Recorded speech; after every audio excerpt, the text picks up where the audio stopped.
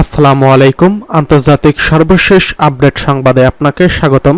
শুরুতেই জানিয়ে দেব সংবাদ শিরোনাম।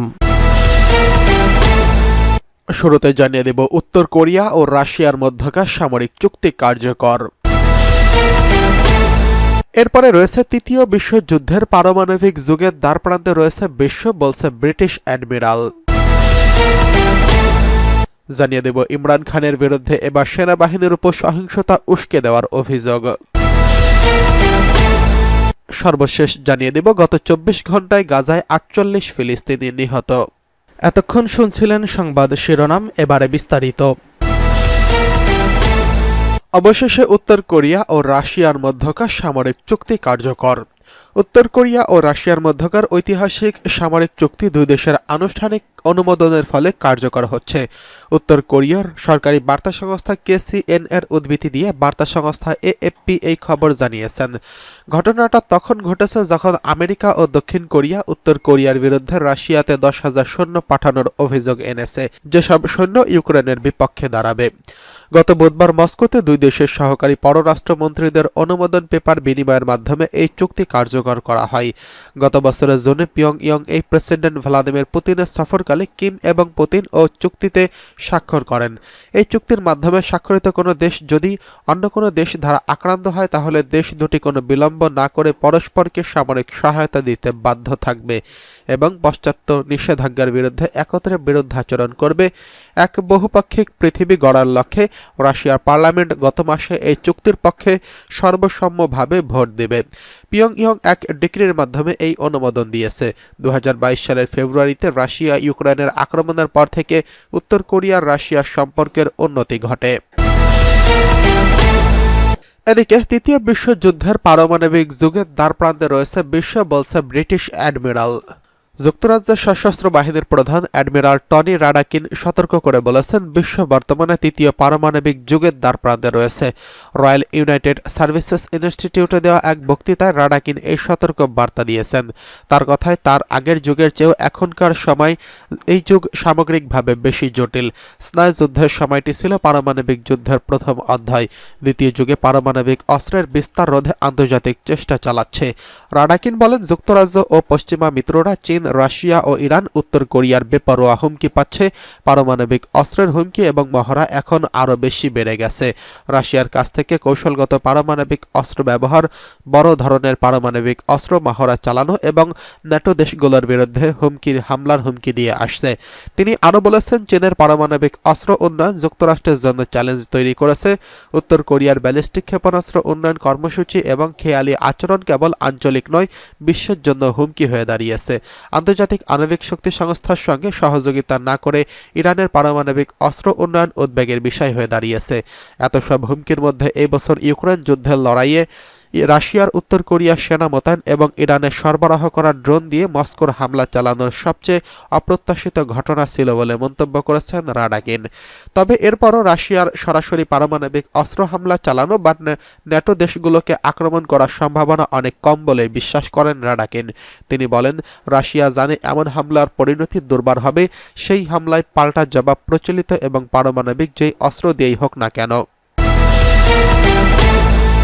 এদিকে ইমরান খানের বিরুদ্ধে এবার সেনাবাহিনীর উপর সহিংসতা উস্কে দেওয়ার অভিযোগ।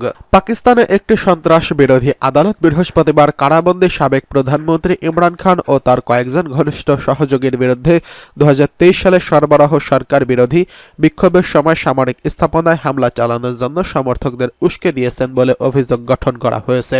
বিশেষ ট্রাইব্যুনাল ইসলামাবাদের কাছে আদিয়ালা কারাগারে শুনানির আয়োজন করে এবং সেখানে চার্জ গঠনের ঘোষণা দেয়। ইমরান খান গত 1 বছরেরও বেশি সময় ধরে বিভিন্ন মামলায় এই কারাগারে বন্দী আছেন। বৃহস্পতিবার 2023 সালের 9 মের সহিংস বিক্ষোভকে কেন্দ্র করে এই অভিযোগ গঠন করা হয়। তাতে 72 বছর বয়সী সাবেক প্রধানমন্ত্রী এবং তার সহযোগী নিজেদের নির্দেশ বলে ঘোষণা করেন। ইমরান খানের পাকিস্তান তেহরিক ই ইনসাফ পিটিআই দলের নেতৃত্বে দেশব্যাপী বিক্ষোভে জ্বলে ওঠে তাকে অল্প সময়ের জন্য দুর্নীতির অভিযোগে গ্রেফতার করা হয়।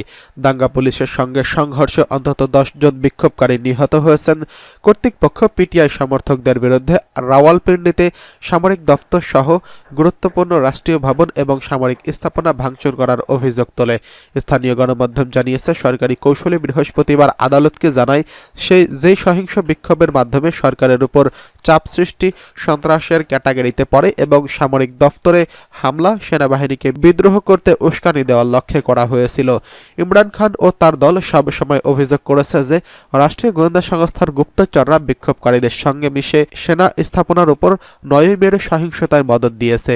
তাদের অভিযোগ মতে এই সহিংসতাকে যুক্তি হিসেবে দেখিয়ে তারা মাসের পর মাস পিটিআইয়ের উপর নিরাপত্তা বাহিনীর নিপীড়ন চালিয়েছে এবং শত শত সমর্থক গ্রেফতার করেছে। আটক কর্মীদের আত্মীয় স্বজনের তথ্য অনুযায়ী দাঙ্গার সঙ্গে সম্পৃক্তর কারণে অনেক আটক ব্যক্তিদের সামরিক হেফাজতে দেওয়া হয়েছে। বৃহস্পতিবার এক বিবৃতিতে পিটিআই বলেছে, এই অভিযোগ উপযুক্ত আদালতে চ্যালেঞ্জ করতে তাদের আইনজীবীরা সক্ষম বলে তাদের বিশ্বাস এবং আশা করি ন্যায় বিচার পাওয়া যাবে। ইমরান খান 2018 সাল থেকে 2022 সাল পর্যন্ত প্রধানমন্ত্রী ছিলেন। সংসদে বিরোধী দলের আনা এক অনাস্থা প্রস্তাবে ক্ষমতাচ্যুত হওয়ার পর থেকে তিনি কয়েক ডজন মামলা এবং তদন্তের বেড়াজালে আটকে আছেন। তিনি বলেন, তার বিরুদ্ধে আনা সব মামলা বানোয়াট। এগুলো পাকিস্তানের ক্ষমতাবান সামরিক বাহিনীর আদেশে আনা হয়েছে যাতে তিনি রাজনীতিতে ফিরে আসতে না পারেন।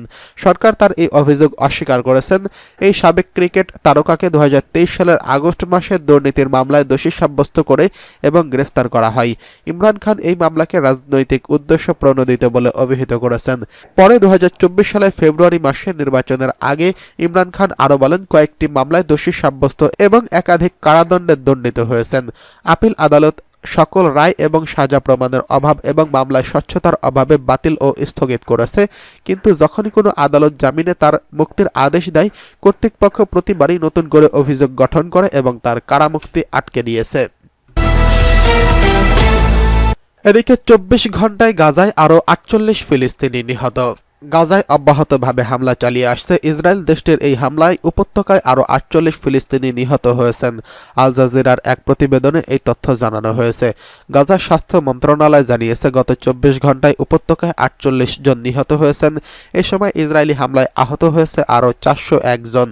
খান ইউনিসের আল নাসের হাসপাতালের পরিচালক আতিফ উল হাউদ বলেছেন, গাজার সেফ জোনে আল মাওয়াশিতে আবারও বোমা হামলা শুরু করেছে ইসরায়েলি বাহিনী। এতে অন্তত 21 জন নিহত হয়েছেন। এই সময় আহত হয়েছেন আরও অনেকেই। আল জাজিরার সাংবাদিক জানিয়েছেন, এই হামলায় ইসরায়েল নারী ও শিশুদের পুড়িয়ে হত্যা করেছে।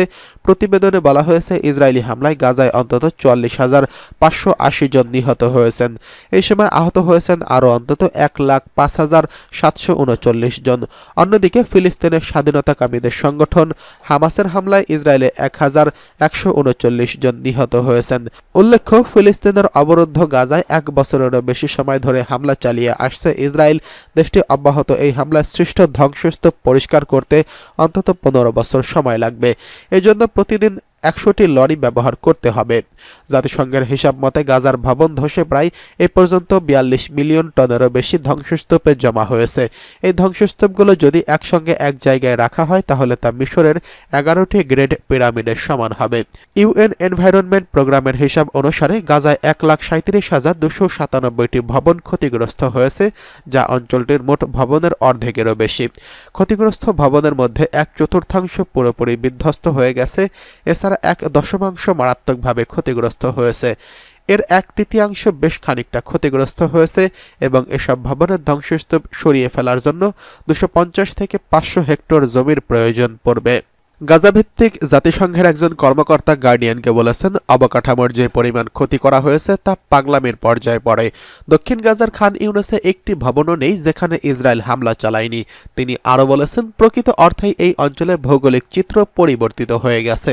যেখানে আগে পাহাড় ছিল না সেখানে পাহাড় হয়ে গেছে।